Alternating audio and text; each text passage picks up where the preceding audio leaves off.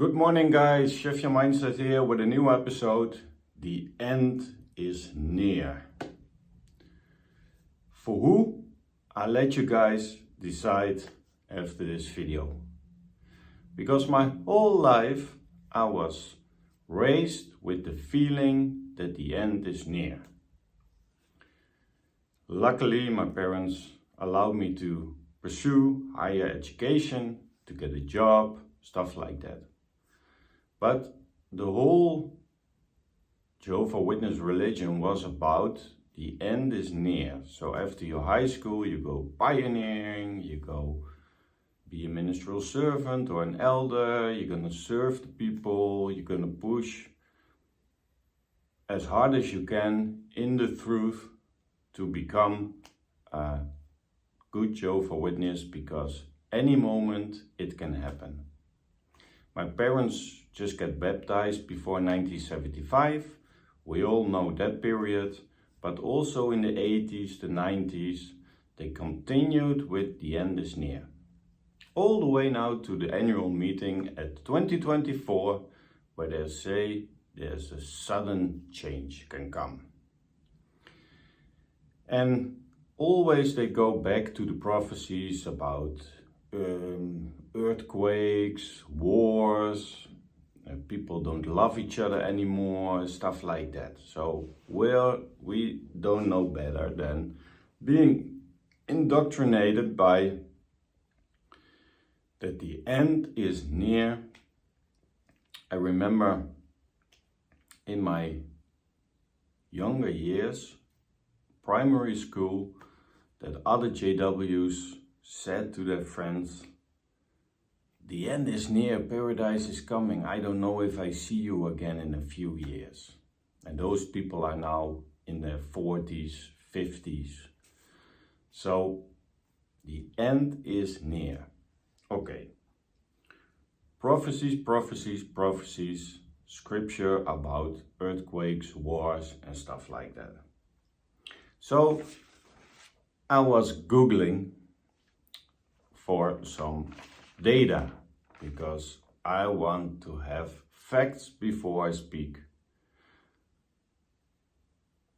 instead of just going with that thought brainwashed into your mind that there is a lot is getting worse, and oh yeah, you see that, oh yeah, now the end is near, oh yeah, there's a war there, end is near, COVID, oh yeah, the end is near. But the old generation want to see Armageddon, but they are now in their 70, maybe 80 years old, and Armageddon isn't there. So about earthquakes, I looked in the 20th century, magnitude 6 and above, 1905 India, 1907, 1908, 1915, 1923, 1927, and I can go on. The worst one in the 20th century was in 1920 in China, 273,000 fatalities. That was the worst one, 273 fatalities. In the 21st century, the biggest earthquake was in Indonesia, 227,000 fatalities. So less fatalities than in the 19th century. So in the last 100 years, there were earthquakes. 1905, 1907, 1908, 1923, 1927. So in the time of Russell, Rutherford, then Knorr, etc., there were already earthquakes. And they were pushing that things get worse. But nothing happened. So there were always earthquakes, and there will be always earthquakes, because of the earth plates are moving, and then you get earthquakes. If you go back to the Bible, Exodus 19:18, Moses on the mountain of Sinai. The whole mountain was trembling. Earthquake. So God made an earthquake, or God used nature to force an earthquake. Numbers 16:31. The ground beneath them split apart and swallowed them. Earthquake. And there are more scriptures in the Bible about the earthquake. So it started already in biblical times. When we keep reading the scriptures, there were earthquakes. And still today, sadly, there are earthquakes and people die of it. But my point is, there were always earthquakes, and I think there will always be earthquakes in the future, in the near future, whatever. So to use that as a prophecy, for me, it's just rambling words. You want to see something so bad that you push that onto your people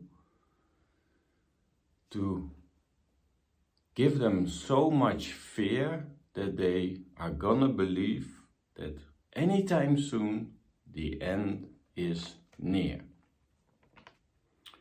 Wars, second one. Over the past 3,400 years, humans have been entirely at peace for 268 years of them. 8% of the recorded history, there was peace. Only 8%. The Pax Romana was the longest peace period in time. It's about 200 years. So we had 2 centuries of peace during the Pax Romana.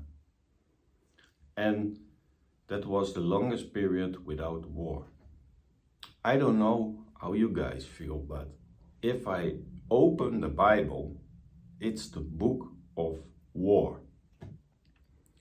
If you are willing to research something about war, the whole Bible is about war. I can remember as a young kid that I thought, why is this a loving God? Because all I was reading as a young boy, and when I had to do an assignment for Bible reading, 5 minutes, it was all about war. Jehovah is the God of war, in my opinion, because everywhere they had fights with other nations. They had to slaughter the whole village. Even the young ones had to be killed. The firstborns had to be killed.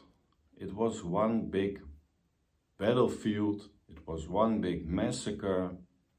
Everyone at that time was at war. And there are still nations who want to dominate the world or dominate a certain area or whatever.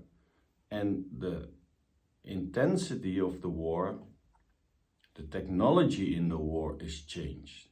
You can now kill more people in less time because we don't have swords and horses with people on it or spears and stuff like that. God angel killed thousands of people in one night. So that's unmatched in this time. But my point is, earthquakes, there were earthquakes and there will be earthquakes. There are wars happening in the past and there are wars happening now and in the future. And I don't like war at all, but it's a thing that we are used to as human beings on this earth. So what my problem is don't push the narrative onto those people. There are times that there is peace, there are times that we have war. And we, as people, can't do anything about it. But God started so many wars in the Bible with his people. And there are wars now. So please do your research. Just see for yourself that these are not signs of the end of times. These are just things that are happening in our society around us. Unfortunately, of course, because with an earthquake, with a war, with another natural disaster, there's always people who die or suffer. And that's bad. But there are also people who are willing to help get those people back on their feet. And that's the thing we have to focus on. How can I help someone who is in need? Instead of focusing all on the negative things to push your fear agenda on your people and keep them on their toes, that it can happen anytime. So this was the episode for today, people. Like this video, share it with other people you think they need to hear this, because what we want is to start the critical thinking. And it's not nice to push this agenda and to let people have more fear. Because what I'm intent to do is that people go from fear to love, to see it in a positive way, to change your mindset, to change your perspective on subjects, just to live a better life. And what better life you can live than a life without fear? Thank you for watching. See each other on the next episode.